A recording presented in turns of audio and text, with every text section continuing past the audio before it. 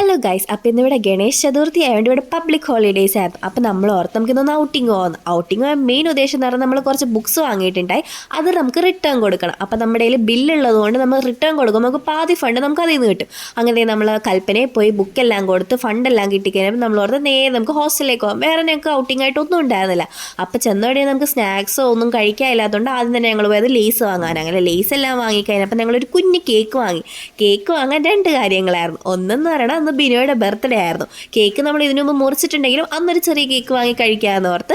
പിന്നെ രണ്ടാമത്തെ സന്തോഷം എന്ന് പറഞ്ഞാൽ നമ്മുടെ യൂട്യൂബ് ചാനൽ തുടങ്ങിയിട്ട് ഒരു വർഷമായി ഗൈസ്. ഞങ്ങൾ ഇതുവരെ പ്രതീക്ഷിച്ചില്ല ഇത് ഇത്രയും പോകുമെന്നും ഇത്രയും സപ്പോർട്ട് കിട്ടുമെന്ന് ഞങ്ങൾ ഒരിക്കലും പ്രതീക്ഷിച്ചിട്ടുണ്ടായില്ല.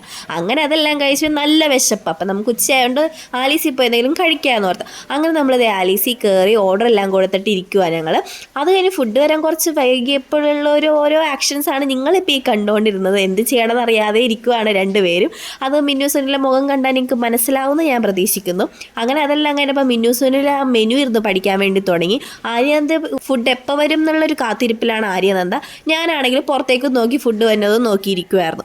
മിന്നുസുനിലെ പഠിത്തം കഴിഞ്ഞപ്പോൾ മിന്നുസുനിൽ ആര്യനന്ദയും കൂടി ഇരുന്ന് പഠിക്കാൻ തുടങ്ങി മെനു. അത് കഴിഞ്ഞ് ഞങ്ങളുടെ ഫുഡെല്ലാം വന്നതിന് പിന്നെ ഞങ്ങൾക്ക് കൺട്രോൾ ഉണ്ടായില്ല. ഫുഡ് വന്നതും കഴിച്ചു തീർന്നതും പെട്ടെന്നായിരുന്നു.